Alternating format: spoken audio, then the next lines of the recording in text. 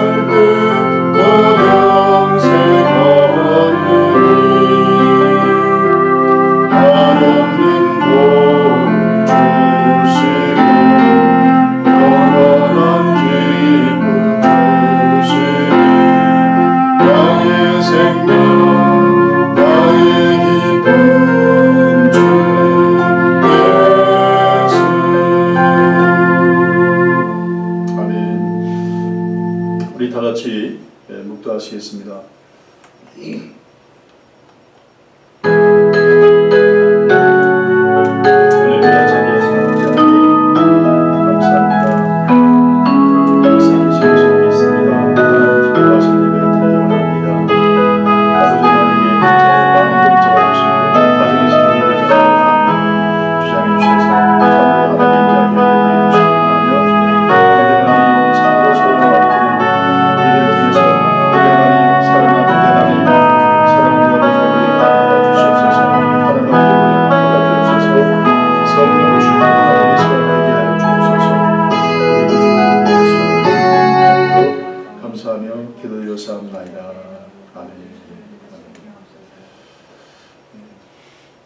곡이 중간에 끊지 않게 끝까지 해주세요.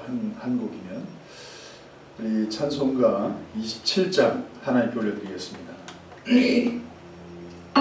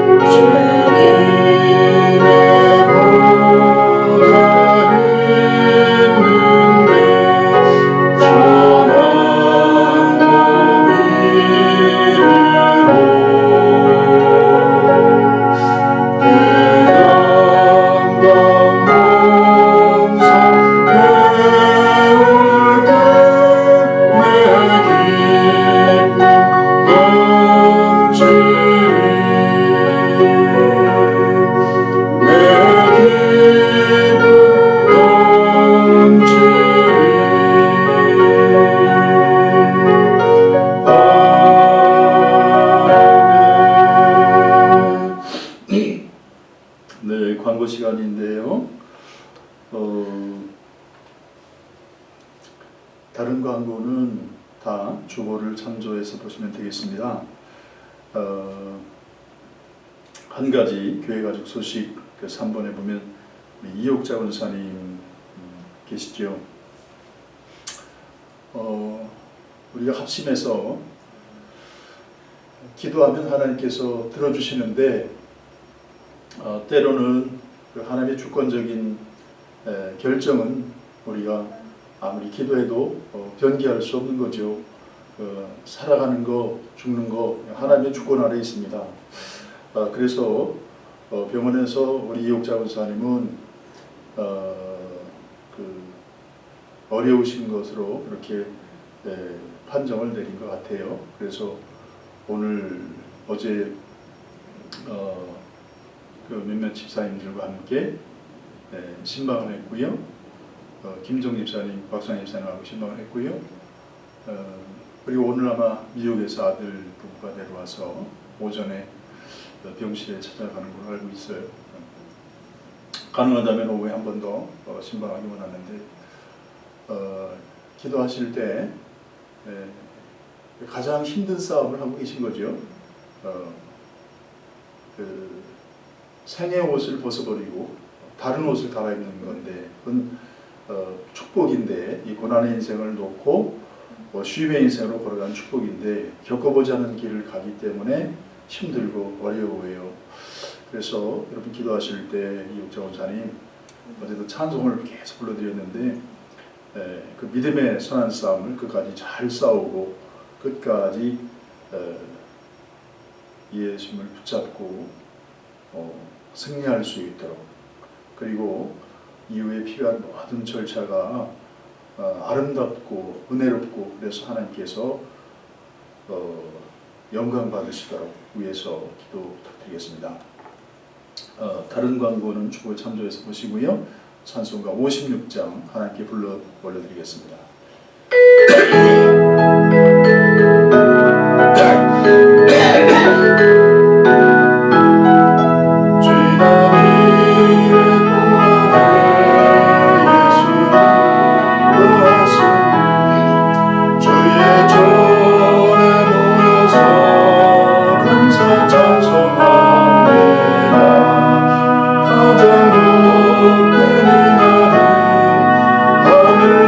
하늘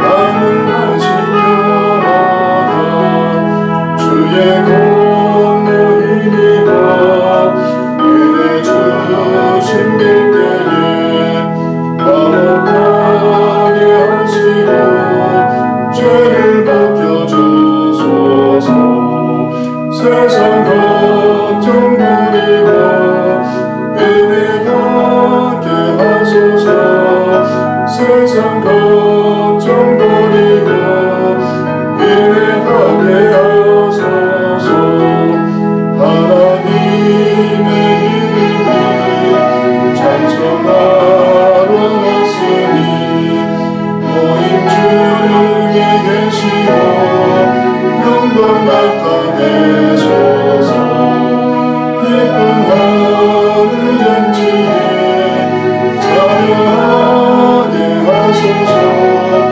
기쁜 하늘 잔치에 자녀하게 하소서. 주의 기쁜 복음을 모두 듣게 하시고 주의 은혜 베풀어 위로하여 주소서. 주님 오실 때까지 이 날 지키리라. 주님 오실 때까지 이 날 지키리라.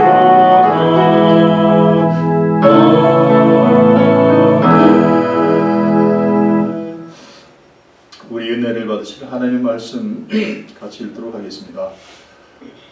제가 읽어드리겠습니다. 빌립보서 1장 9절에서 11절 말씀 되겠습니다. 신약성경 318쪽 빌립보서 1장 9절에서 11절 말씀. 내가 기도하노라 너의 사랑을 지식과 모든 총명으로 점점 더 풍성하게 하사 너희로 지극히 선한 것을 분별하며 또 진실하여 허물 없이 그리스도의 날까지 이르고 예수 그리스도로 말미암아 의의 열매가 가득하여 하나님의 영광과 찬송이 되기를 원하노라. 아멘. 네, 말씀을 듣기 전에 잠깐 같이 기도하겠습니다. 거룩하신 아버지 하나님, 자비하신 아버지 하나님, 모든 것의 시작과 끝이 되시는 아버지 하나님, 영원하신 아버지 하나님, 말할 수 없이 광대한 우주를 말씀으로 지으신 창조주 아버지 하나님, 그 광대하시고 크신 하나님 아버지께서 어떻게 천에 하나 만에 하나 세상에 먼저 같은 죄들, 점 같은 인생을 살아온 죄들 기억하시고 미리 보시고 하시고 선택하여 주신 은혜의 사랑을 덧입게 해주셔서 감사드립니다. 날 때부터 영이 주고 있던 죄들, 아버지 하나님 그 죄로 죽어 있던 죄를 우리 주 예수님의 속죄의 죽음을 통해서 그 모든 죄를 허물을 다 속죄를 이루시고 아버지 하나님 그래서 의로운 백성으로 세우신 것을 인해 감사드립니다.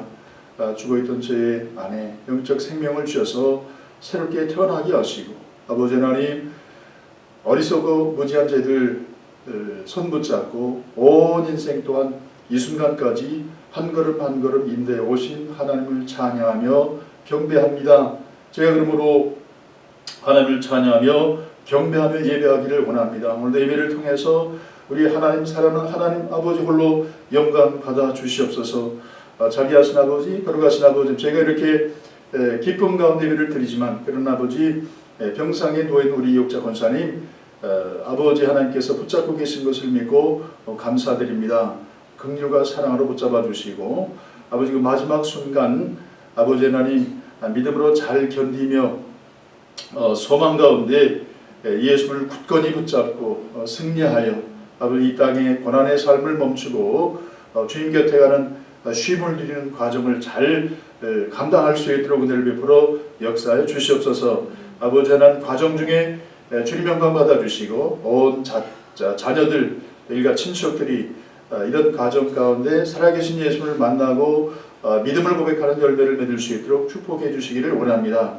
거룩하신 아버지 하나님 오늘 말씀을 통해서 저희가 믿음으로 살아야 될 도리를 가르쳐 주시고 이 질병의 환난 시대로 인해서 어둡고 무거운 시대를 믿음으로 승리하는 말씀을 받을 수 있도록 믿음으로 받을 수 있도록 축복하여 주시옵소서. 부족한 종 붙잡아 주시고 말씀을 듣는 죄 백성들 겸비한 마음 주셔서 하나님의 말씀이 능력과 생명이 될 수 있도록 축복하여 주시옵소서. 우리 구주 예수 그리스도의 이름 받들어 감사하며 기도드리옵나이다. 아멘. 아멘. 오늘 우리가 읽은 본문은 사도 바울의 빌립보 교회 성도들을 위한 중보기도입니다. 중보기도의 내용에 대해서 배워야 되지요. 그러나 내용에 대해서 배우기 전에 우리는 먼저 기도해야 한다는 것을 깨달아야 합니다. 그것이 본문이 주는 첫 번째 메시지입니다. 사도 바울은 이렇게 내가 기도하노라 기도하다, 이것의 시제가 중요한데요. 시제는 직설법 현재 시제인데요. 이게 무슨 시제인가 하면 한번 일회적으로 딱 기도하고 그 다음에 멈추는 그런 것을 얘기하는 것이 아니고 계속 끊임없이 지속적으로 기도하는 것이 사도 바울의 삶의 일부로서 기도하는 그런 것을 표현한 시제입니다. 그러므로 사도 바울은 내가 기도하노라, 그 말은 내가 끊임없이 쉬지 않고 너희를 위해서 지속적으로 반복적으로 기도하고 있다고 하는 것을 말씀하고 있는 거예요. 여러분, 기도는 믿음 있는 사람이 기도해요. 기도는 자신이 무능력하다는 것을 아는 사람이 기도해요. 기도는 자신의 무능력함을 아는 겸손한 사람이 전능하신 하나님의 도우심을 구하고 의지하고 경험하고 누릴 수 있는 그리스도인의 특권입니다. 예수님께서는요, 사랑하는 성도들의 필요를 너무너무 잘 아세요. 잘 아시는데 직접적으로 그 필요를 채워주시기보다는 우리로 하여금, 성도로 하여금 스스로 기도함으로 하나님부터 채움받도록 기도를 가르쳐 주셨고, 그리고 기도하라고 반복적으로 말씀하셨어요. 무수한 말씀이 있어요. 요한복음 16장 24절에 지금까지는 너희가 내 이름으로 기도하지 아니하였으나 기도하라, 그리하면 받으리니 너의 기쁨이 충만하리라, 이렇게 말씀하셨어요. 예수의 그 마음을 아는 사도 바울도 빌보기의 성도들에게 그렇게 권하지요. 빌보서 4장 6절 7절 아무것도 염려하지 말고 오직 모든 일에 기도와 간구로 너의 구할 것을 감사함으로 하나님께 아뢰라. 그리하면 모든 지각에 뛰어난 하나님의 평강이 그리스도 예수 안에서 너의 마음과 생각을 지키시리라, 이렇게 말씀하고 있어요. 염려하기보다 걱정하기보다 기도하라고 말씀하고 있어요. 그러면 하나님께서 그 마음에 있는 왜 기도하는지, 무엇 때문에 기도하는지, 그리고 때에 맞게 응답해 줄 것을 약속하는 말씀들입니다. 더 나아가서요, 누군가를 위해서 기도하는 중보 기도입니다. 자기 자신을 위해서 기도해야 되지만 누군가를 위해서 기도하는 것은 그를 위한 최고의 사랑이에요. 사랑하면 사랑하는 사람을 위해서 기도하죠. 여러분, 적어도 부모님들은 자녀들을 너무너무 사랑하기 때문에 자녀들을 위해서 기도해요. 사랑하기 때문에 기도하는 거예요. 그러나 믿음 있는 사람이 사랑하는 사람을 위해서 기도합니다. 그러므로 누군가를 위해서 기도한다는 것은요, 기도하는 사람이 성숙한 믿음과 성숙한 사랑의 사람임을 나타내는 거예요. 그것을 증명해주는 사람이 바로 사도 바울입니다. 빌립보 교회에게 쓴 이 편지를 쓴 사도 바울은요, 로마 황제의 재판을 기다리고 있는 죄수의 몸이에요. 자유롭지 않아요. 죄수의 신분이에요. 사도 바울은 교회를 열심히 핍박하다가 부활하신 예수를 만났잖아요. 그 후에 자신이 핍박하던 핍박하던 교회를 세운 일에 온 인생을 다 바쳐서 헌신하지요. 그리고 연로한 나이에 죄수의 몸으로 갇혀 있게 되었습니다. 그러나 세상은 사도 바울의 몸을 결박할 수 있을지는 모르지만 그의 믿음을 결박할 수는 없었지요. 그는 가택 연금된 자신의 감옥에 로마 사람들을 초대해서 복음을 전했어요. 오시오, 자기 갈 수 없으니까 와보세요 하고 로마 성도들 사람들을 초대해서 그들에게 복음을 전했습니다. 유대인들에게.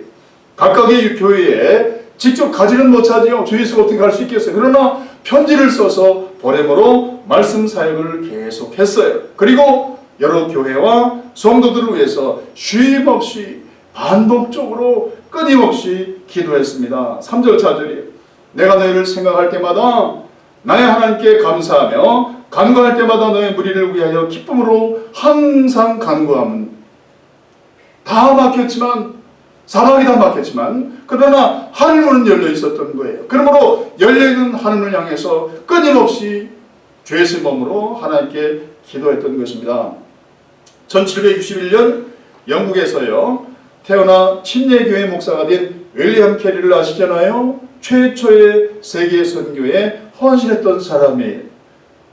그래서 그를 근대 선교의 아버지라는 별명으로 불립니다. 원래 구두수선공이었어요. 얼마님 찢어지게 가난해서 먹고 살아갈 일이 없어서 구두를 고치며 그렇게 생존했던 분이었어요. 구두수선공을 하면서 24살의 나이에 전임 목회를 시작하게 됩니다. 하나님의 은혜로 세계 선교의 꿈을 갖게 되었어요. 하나님께서는 그가 가진 꿈을 기뻐하셔서 그의 선교에 대한 메시지를 통해서 많은 목사님들이 감동과 도전을 받게 됩니다. 그 당시는 세계 선교에 대한 개념이 없었어요. 근데 이 윌리엄 캐리 젊은 목사가 세계 선교 필요성에 대해서 강조하고 90 몇 페이지에 이르는 그 세계 선교를 왜 해야 되는지를 다 기록해서 목사님들에게 전하고 그런 세계 선교를 향해 막 눈을 뜨게 하는 일에 헌신을 했어요. 많은 목사님들이 감동을 받게 되고, 그리고 침례교회 선교회 베프티스트 미셔너리 소사이티라고 하는 최초의 선교회가 조직이 되게 됩니다. 그리고 1793년 윌리엄 캐리가 32세 되었던 해에 반대하는 아버지, 그리고 반대하는 아내, 눈물을 흘리며 반대하는 아내를 설득하여 세 아이와 함께 인도로 가십니다. 7년 동안, 장장 7년 동안 단 한 명의 열매도 없었어요. 그러나 포기하지 않고 복음을 전했어요.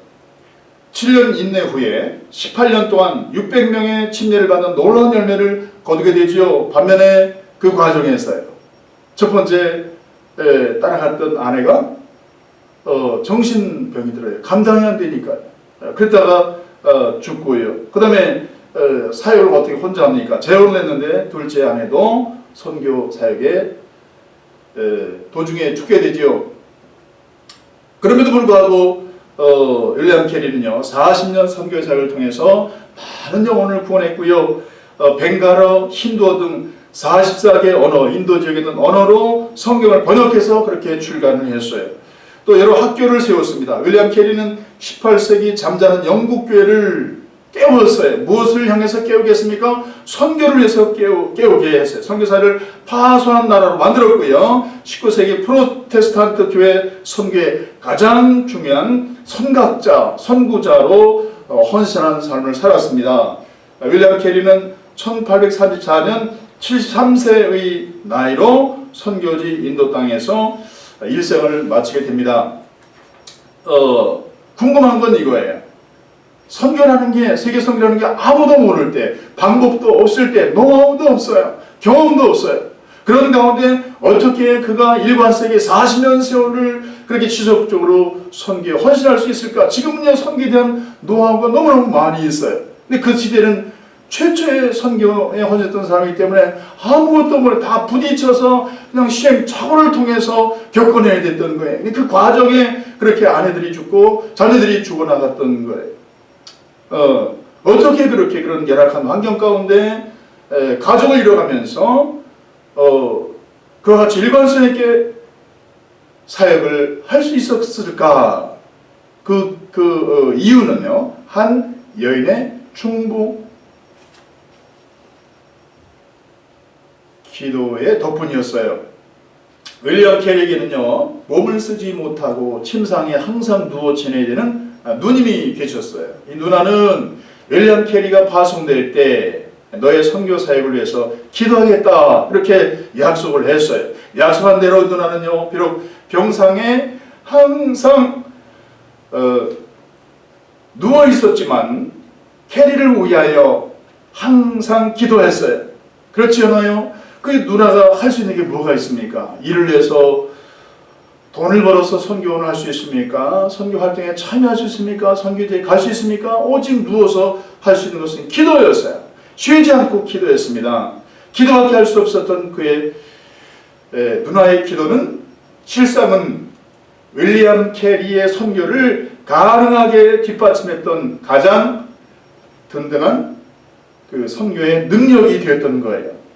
사랑하는 성도들은 기도해야 합니다. 기도는 믿음이며, 기도는 사랑이며, 기도는 능력이에요. 사도 바울은 비록 몸은 죄수로 갇혀있지만 열려있는 하늘을 향해서 하나님께 끊임없이 기도했던 거예요. 생명같이 사랑하는 필리포 교회 성도들을 위해서 날마다 쉼없이 기도했던 것입니다. 우리는 현재 코로나 바이러스로 인해서요, 신앙생활에 얼마나 장애를 받고 있는지 몰라요. 이거 뭐 만날 수가 있어요. 이거 뭐 신방을 함부로 할 수가 있나? 이거 모여서 예배를 드릴 수가 있나? 이건 뭐 사람을 대면해서 전도를 할 수 있나? 그런 상황 가운데 우리가 신앙생활을 하고 있어요. 사랑하는 성도 여러분, 그러나 만민이 기도하는 집 교회 문은 항상 열려 있어요. 여러분이 언제든지 와서 기도할 수 있습니다. 언제든지 와서 예배할 수 있어요. 우리 장로님들, 권사님들 연로하셔서 활동적으로 사역에 참여할 수 없으시지만 목사님 제가 뭘 할 수 있겠어요? 늘 그렇게 말씀들 하세요. 그러나 우리 사랑 장로님들, 권사님들, 우리 성도 여러분들 기도는 할 수 있어요. 형편과 처지가 다 열악하지만 그러나 한 가지 할 수 있는 것은 기도는 할 수 있는 거예요. 교회와 성도들, 우리 선교를 위한 장로님들의, 권사님들의 기도는, 여러분들의 기도는요, 하나님께서 가장 기뻐하시며 하나님의 사역에 열매를 맺게 하는 데 있어서 가장 귀하게 사용하실 것입니다. 아멘입니까? 그러므로 기도해야 됩니다. 기도해야 하는 것이 가장 중요한 만큼요, 그 기도의 내용도 중요합니다. 가장 좋은 기도는 기도의 내용이 하나님의 마음과 생각, 하나님의 뜻에 일치하는 기도예요. 특히 가장 좋은 중보기도는요, 내가 기도하는 대상의 참 필요를 알고 기도하는 거예요. 즉 하나님께서 내가 기도하는 대상의 필요가 무엇이라고 생각하고 계실까? 그를 향한 하나님의 뜻이 무엇일까? 그를 향한 하나님의 우선순위가 무엇일까를 생각하고 그리고 그것을 기도하는 것입니다. 그래서 우리는요, 다른 사람들을 위한 중보기도를 할 때 그의 참 필요가 무엇인가를 깊이 생각하고 기도해야 하는 것입니다. 사도 바울은 교회와 성도들을 위해서 기도할 때 그들의 육체적인 필요, 물질적인 필요를 채워달라고 기도하지 않았어요. 그런 기도보다는요, 그들이 온전한 그리스도의 장성한 분량으로 주편하고 성장해 갈 수 있기를 위해서 그렇게 기도했던 것입니다. 그게 마음에 맞는 기도예요. 하나님이 기뻐하시는 기도였던 거예요. 사도 바울은 빌보 교회 성도들을 온전한 사랑의 사람들이 되게 해달라고 지금 기도하고 있어요. 내가 기도하노라 너의 사랑을 지식과 모든 총명으로 점점 더 풍성하게 하사. 여기서 사랑은 아가페라는 단어를 사용했어요. 사랑 사이의 사랑에 아가페라는 단어를 쓰지 않아요. 아가페는 하나님의 사랑입니다. 하나님의 성품의 본질은 사랑이죠. 창세전에 우리를 구원하시기로 결정하신 그 사랑이, 사랑하는 아들을 사랑받을 자격이 없는 죄인들을 위해서 내어주셔서 속죄를 이루시고 십자가의 죽음에 내어주신 그 사랑이 구원과 생명을 이루어주신 하나님의 사랑, 아가페의 사랑이지요. 자기 양떼를 위해서 십자가의 생명을 내어주시되 그 6시간 동안 죄인들 앞에 벌거벗기고 그 살이 찢기우고 고통, 넘어텐 페인의 고통을 감내하신 우리 주 예수님의 사랑이 바로 아가페의 사랑입니다. 한번 사랑하시기로 결정하신 후에 끝까지 사랑하시는 사랑, 영원히 사랑하시는 그 사랑이 바로 아가페의 사랑이. 빌보 교회 성도들은 사실 다른 교회들에 비해서 이미 성숙한 하나님의 사랑을 알고 있었어요. 그래서 실천하고 있었습니다. 사도 바울을 통해 하나님의 사랑, 십자가의 사랑을 듣고 예수님을 믿은 루디아는요, 선뜻 자신의 가정을 선교를 위한 장소로 내어줄 만큼 그렇게 이미 사랑을 알고 사랑을 행할 줄 아는 그런 첫 번째 성도 아니었습니까? 빌보 성도들은 사도 바울의 선교 사역의 의미를 알아요. 그 가치를 알아요. 그러므로 사도 바울의 선교 사역을 해서 기도하며 끊임없이 후원했던 그런 사랑을 아는 사람들이었어요. 하나님의 사랑, 아가페의 사랑을 알고 경험하고 그리고 그 사랑으로 사랑하고 있는 거예요. 그러나 아직 온전한 사랑에 이른 것은 아니죠. 그래서 사도 바울은 사랑을 이미 알고 실천하고 있지만 그 사랑이 더 성숙해지고 그 사랑, 아가페의 사랑이 더 풍성해질 수 있도록 빌보 교회 성도들의 사랑의 풍성함과 성숙함을 위해서 기도하고 있는 것입니다.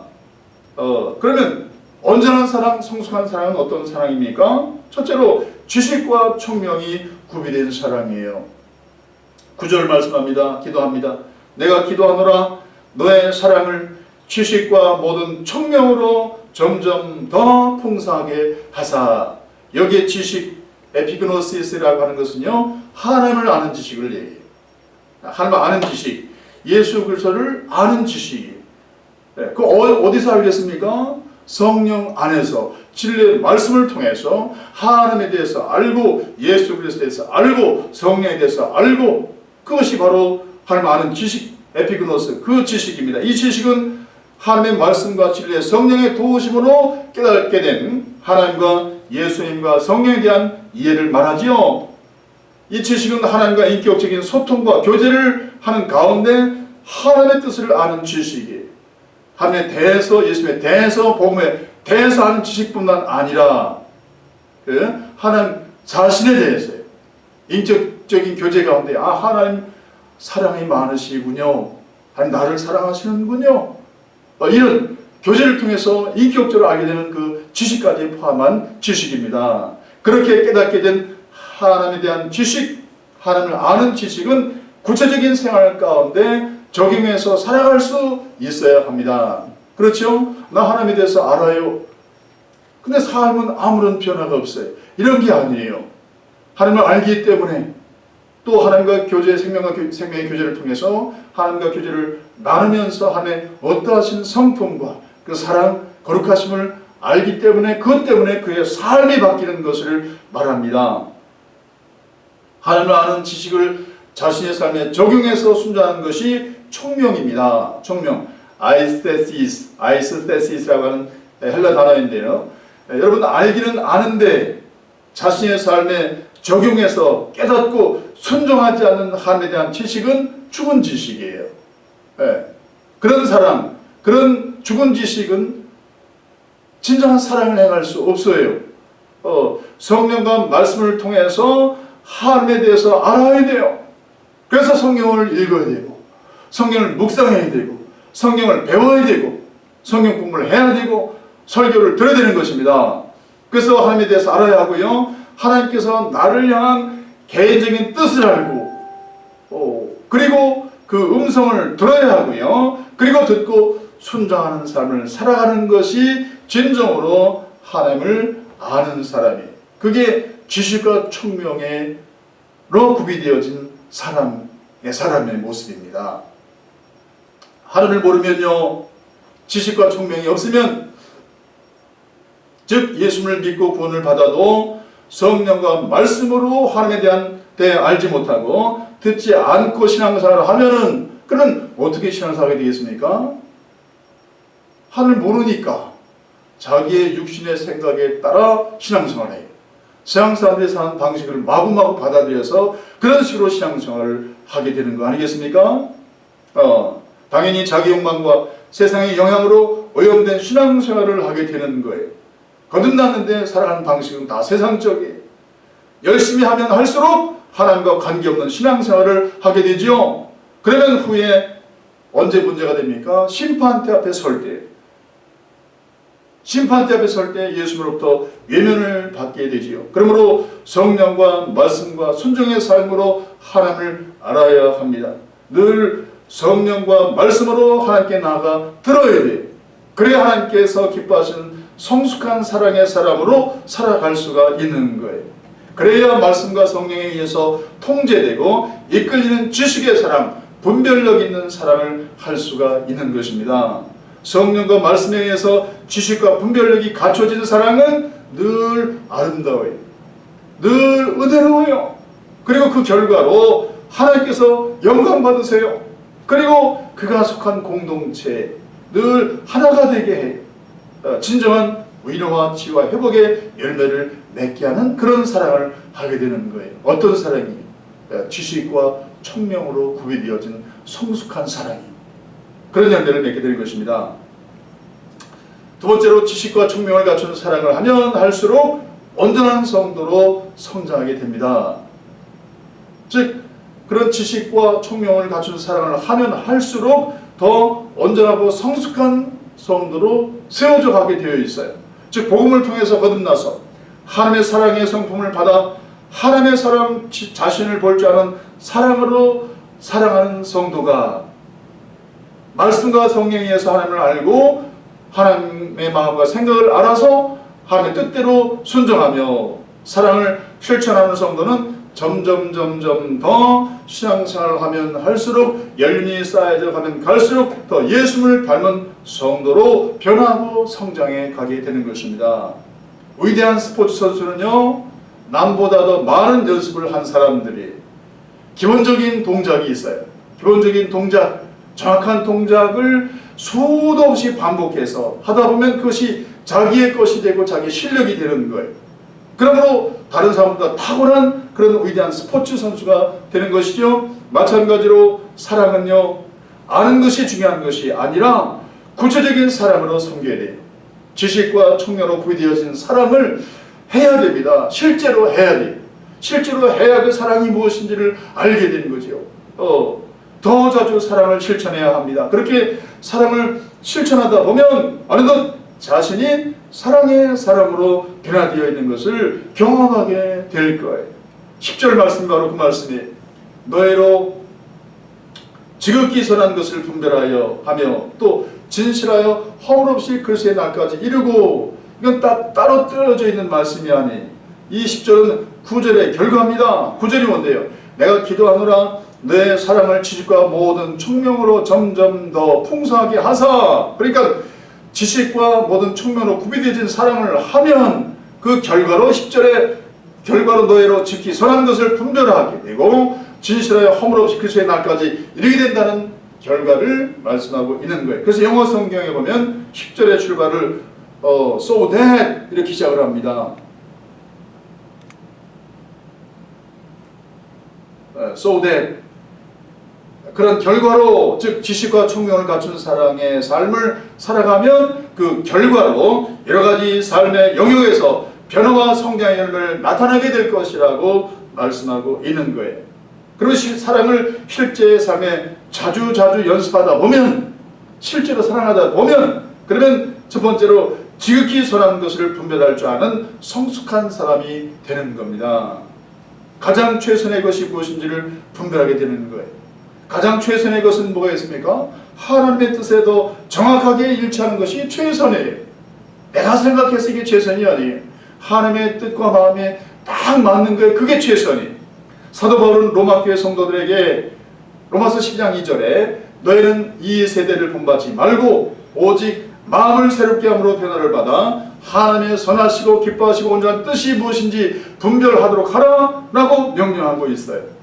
하나님의 선하시고 기뻐하시고 온전한 뜻이 무엇인지 분별하여, 그래야 그 뜻대로 순종해야 될 거 아니겠습니까? 그런데 그렇게 살아가도록 방해하는 거 두 가지 뭡니까? 자기 이 세대 사람들의 삶의 방식이며 자기 마음의 정욕이. 말씀드렸잖아요. 성령 안에서 말씀을 멀리하면, 성령 안에서 말씀을 듣지 않으면, 성경을 모르면, 성경 공부를 하지 않으면, 그러면 다 자기 육신에 나온 정욕대로 살게 되어 있고요. 그 다음에 세상 사람들이 사는 방식을 따라 살게 되어 있어요. 그리스도인들은 세상 사람들이 다 그렇게 살아가니까, 말씀을 듣지 않으면 살아가니까 나도 저렇게 살아가야 되지 않을까? 뭔가 세상 사람들 바라보면 내가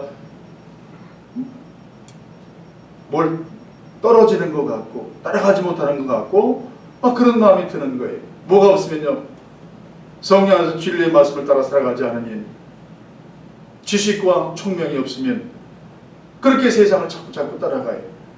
지식과 총명이 구비되어지 않은 사랑을 하지 못하면, 그러면 늘 하나님의 뜻을 분별하지 못하니까 내 마음속에 솟아나는 욕망이 이게 하나님의 뜻인지 아닌지 구별을 못하는 거예요.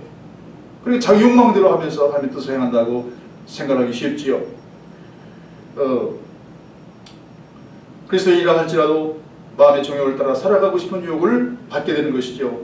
그러므로 지극히 선한 것을 분별한다는 것은 세상 사람들의 풍습과 자기 마음에 있는 정욕에 영향받지 않고 하나님께서 선하게 여기시고 기쁘게 여기시고 온전하게 여기신 그 뜻을 따라 순다는 것을 말합니다. 어떤 사람이 이렇게 살아가게 됩니까? 사랑을 실천하되 늘 하나님의 성령과 말씀을 따라 듣고 분별하여 살아가다 보면, 네? 어떤 게 하나님의 뜻일까? 궁금하게 생각하는 거예요. 자기 마음대로 행하고 사람들이 어떻게 살아가건 그건 내려놓고 하나님께서 나를 하여금 어떻게 살아가게 원하실까? 하나님의 선하신 뜻은 무엇일까? 하나님 무엇을 기뻐하실까? 하나님 무엇을 온전하게 계실까를 자꾸 생각하는 거예요. 궁금하게 여기는 겁니다. 그런 궁금함을 가지고 말씀을 읽어나가는 거고요. 그런 궁금함을 가지고 말씀 묵상하는 거고요. 그런 궁금함을 가지고 교제하는 거고요. 그런 궁금함을 가지고 예배드리는 거예요. 그러다가 하나님의 말씀의 뜻을 쫙 듣게 되면은 그걸 꽉 붙잡고 그대로 살아가는 거예요. 그대로 살아가는 거예요. 세상 사람 따라 살지 않고 자기 육신의 욕망대로 살지 않고 말씀을 성령 통해서 보여주신 말씀을 뜻을 붙잡고 살아가는 겁니다. 그렇게 살아가다 보면 점점점 더 하나님과 마음과 생각이 일치되는 사람으로 변하고 성장하게 될 거예요. 아멘입니까? 그렇지 않겠어요? 그렇죠. 점점점 더 하나님을 알게 되니까, 분별하게 되니까, 이건 아무리 세상이 유혹해도 그거 아니야. 그거 전혀 하나님의 뜻에 관계없어. 사람이 그럴듯하게 아무리 얘기하고 유혹해도 너 그거 아니야. 분별할 수 있게 되는 것이죠. 사랑을 하되 참으로 아름답고 은혜로워서 그 사랑의 출처가 하나님으로부터 온 것임을 누구도 알 수 있는 그런 사랑을 하는 성숙한 사람으로 바뀌어지게 되는 거예요. 그 출처가 어디 있습니까? 그 위에 지식과 총명으로 구비되어진 사랑을 실제의 삶 가운데 자꾸 연습해서 하다 보면 그런 성숙한 사람으로 변하고 성장하게 된다는 말씀이에요. 사도 바울은 바로 이렇게 되도록 기도하고 있는 것입니다. 성숙한 사랑의 삶의 열매요. 지식과 총명의 사랑으로 구비되어진 그 사랑을 하면 두 번째로 인생이 끝날 때까지 변화와 성장을 추구하는 사람으로 살아가게 됩니다. 10절 하반절에 10절 말씀. 또 진실하여 허물 없이 그리스도의 날까지 이르고 진정한 그리스도인은요 끊임없이 하나님 앞에 서기 때문에 늘 자기 자신의 모습을 보기 때문에 그래서 늘 겸손한 사람이에요. 자기 자신의 실상을 보는 사람은 교만할 수가 없어요. 그런데 겸손은 억지로는 거 아니에요. 하나님 앞에 자기를 볼 수 있어요. 하나님의 성령이 자기 자신의 모습을 보여줄 때 볼 수 있는 사람이 겸손해. 하나님의 말씀을 통해서 내 실상을 보여줄 때 우리는 겸손하지 않을 수가 없어요. 하나님 아버지 이름을 불러 기도하고 그 인격적인 임재 앞에 기도로 설 때 하나님께서 우리의 모습을 쫙 보여주시면 그 앞에 교만할 수 있는 사람이 어디 있습니까? 진정한 그리스도인은요 끊임없이 하나님 앞에 서기 때문에 늘 겸손합니다. 교만할 수가 없어요. 말씀과 성령 안에서 자신의 모습을 보며 늘 부족함과 변화되지 못함을 인해서 애통해하며요. 더욱더 주님을 닮아 온전하고 거룩하고 진실하고 사랑이 풍성하며 의롭게 되기를 겸손하게 추구하게 되는 것이죠. 하나님, 제가 이렇게 변화가 되지 못하고 있습니다. 하나님, 저를 좀 변화시켜 주세요. 늘 그런 애통한 마음으로 그렇게 하나님께 소원하며 갈망하며 그렇게 신앙생활하게 되지요. 그러므로 인생이 끝날 때까지 쉬지 않고 변화와 성장을 추구하는 사람이 되는 것입니다. 본인은 자신은 늘 그렇게 애통해. 하나님 또 변화되지 못해서 이 모습 언제나 변화되겠습니까? 하나님 하염없습니다. 안타깝습니다. 내 모습이요. 그렇게 하지만요. 그러나 믿음의 열린이 그런 식으로 쌓여갈수록 예수님을 닮아가는 모습이 더 아름다워지게 될 거예요. 다른 사람들이 바라볼 때 믿음의 열린이 쌓여가면 갈수록 그분의 언행심사를 통해서 하나님의 모습, 하나님을 보이신 예수 그리스도의 모습이 언행심사를 통해서 점점점 더 믿음의 연륜이 쌓여가면 갈수록 그런 모습이 아름답게 보여지게 될 거예요. 우리의 믿음의 선진들이 그렇게 살았어요. 그 거룩함을 추구하며 살았어요. 아브라함도 야곱도 모세도 다윗도 부름받은 초기에는요 하나님을 잘 몰라서 성숙하지 못한 모습을 문득문득 보이지 않았습니까? 나라면 저렇게 살지 않았을 걸 그런 삶을 살았어요. 그러나 말씀과 성령으로 하나님과 교제하면서 하나님께 듣고 순종의 삶을 살아가면서 점점 더 아름답고 성숙한 그리스도의 모습으로 세워진 모습을 이후에는 보여주지 않아요? 그렇죠? 아브라함 초기에는 얼마나 실수, 시행착오가 많았습니까? 그런데 100세나 된 아들을 하나님께서 번제를 바치려 할 때 흐트러진 모습을 보였습니까? 아니에요. 얼마나 성숙한 믿음이요. 정말 철석같이 하나님을 신뢰하는 그 굳건한 믿음을 아름다운 믿음 보여주지 않아요? 그 모리산 꼭대기에 올라가서 백세 얻은 아들을 향해서 결박하고 그의 목을 향해서 칼을 내리시는데 조금의 망설임도 없이 그렇게 하잖아요. 어떻게 그렇게 할 수 있었습니까? 어떤 그런 믿음을 가질 수 있었습니까? 오랜 세월 하나님께 제단을 쌓으며 신령과 진주를 드리며 그렇게 순종하는 삶을 살아감으로 연습한 순종을 통해서 그의 삶이 그렇게 성숙하게 변화받을 수가 있었던 거죠. 모세 마찬가지. 초기의 모습은 부족했어요. 그러나 세월이 가는 갈수록 얼마나 아름다운 신앙의 사람으로 세워졌습니까? 다윗 그렇죠. 그렇습니다. 우리 믿음의 선지들 그랬습니다.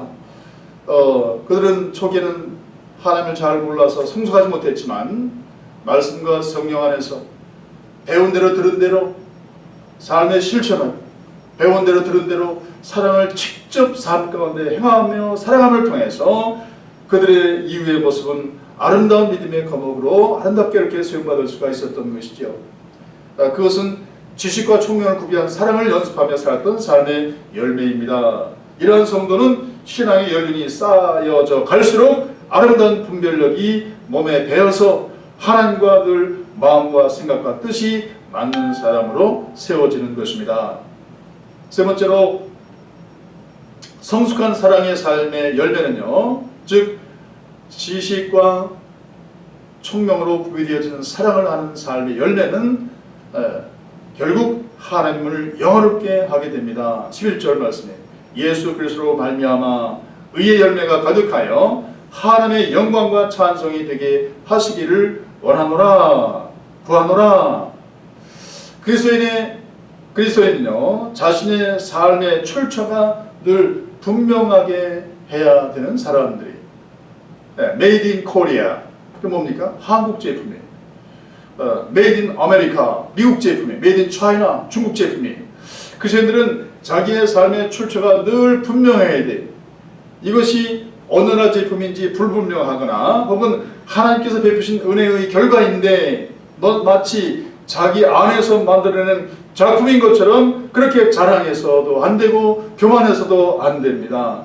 그것을 하나님으로부터 배워야 되죠. 예수님은요 이 땅에 사시는 동안에 항상 당신이 하시는 모든 일이 다 하나님께서 명하신 일이고 하나님께 들려주신 일이고 하나님께서 보여주신 그 일을 그대로 순종할 뿐이라고 하는 것을 그냥 반복해서 말씀하신 거예요.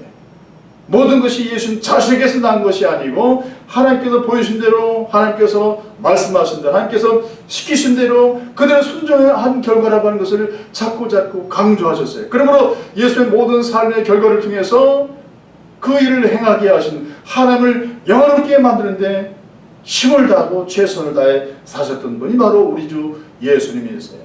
성령님의 역사는요 늘 예수님을 영원롭게 한다고 성경 기록하고 있어요. 예수님이 이 땅에 사람으로 오셔서 친히 살찌 끼우시고 피 흘려 속죄의 죽음을 죽으시고 이루신 복음을 예수님이 이루신 복음을 성령 그 복음을 각 사람에게 적용해서 예수를 믿게 하는 일을 하시지만 그 모든 결과로 예수님이 영광 받으시도록 하는 것이 성령님의 역사예요. 그리고 성령님의 역사의 결과는 자기를 자랑하지 않아요. 그 열매가요. 이처럼 그리스도인들 성숙한 사랑으로 행하는 그리스도인들은 항상 자신이 행하고 베푸는 사랑의 출처가 자기 자신으로부터 나온 게 아니고 하나님으로부터 온 것이며 말씀과 성령의 순종의 결과인 것을 나타내므로 보는 사람으로 하여금 그의 사랑을 통해서 그것을 행하게 하시는 하나님께 영광을 돌리게 합니다. 아멘입니까? 네, 그렇습니다. 사랑하는 성도들은 이 질병 관련의 시기에 더 기도해야 됩니다. 다 막혔지만 그러나 하늘문은 막힌 적이 없어요. 다 닫혔지만 교회 문은 닫힌 적이 없어요. 이런 질병 관련의 시기에 더 기도하시길 바랍니다. 더 사랑을 실천하시길 바랍니다. 사랑을 하면 성품과 삶이 아름답게 변화될 수 있어요. 아는 게 중요한 게 아니고 실제 내 손, 내 발 움직이고 내 마음 허비, 내 시간, 내 물질 허비해서 실제로 사랑해야 됩니다. 사랑하면 사랑할수록 내 성품이 주님을 닮은 아름다운 성품으로 변화될 수가 있어요. 그러므로 이 질병의 어두운 세상을 기도와 사랑, 지식과 총명의 사랑으로 이 어둠의 시기, 어둠의 세상을 밝게 빛나게 하는 저와 여러분들이 다 되시기를 예수님의 이름으로 축원합니다. 같이 기도하시겠습니다. 자비하시는 아버지 하나님, 거룩하신 아버지 은혜와 사랑을 감사드립니다. 아버지 하나님, 오늘도 사도 바울의 중보기도, 사도 바울의 기도의 모습, 기도의 삶, 그리고 중보기도의 내용을 통해서 저에게 꼭 필요한 메시지를 들려준 것을 인해 감사드립니다. 아버지 하나님, 머리로 받지 않고 가슴으로 받게 해주시기 원하며 단 한 가지라도 꼭 붙잡고 실생활에 그대로 순종하여 말씀을 주신 하나님을 영원롭게 드리는 삶을 살아가게 하여 주옵소서. 우리 구주 예수 그리스도의 이름 받들어 감사하며 기도드렸사옵나이다. 아멘. 아멘. 찬송가 507장 하나님 불러드리겠습니다. 말씀 준비하신 예물을 하나님께 올리겠습니다.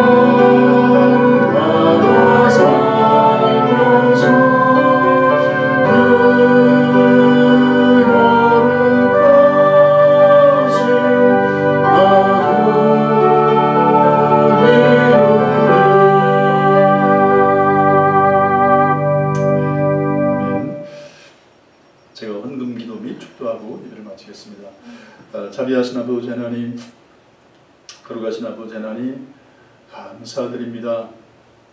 예배 문을 닫지 않아 주셔서 감사드립니다. 지금도 기도의 문을 열어주신 것을 인해 감사합니다. 지금도 세상은 어둡고 답답하지만 하늘 문을 열어놓으시고 소통하고 교제할 수 있도록 여전히 축복하고 계시는 하나님을 찬양하며 경배합니다. 오늘도 하나님을 사랑하는 주의 백성들이 예배당에서 가정에서 열린 하늘을 향해 하나님께 예배를 올려드렸습니다.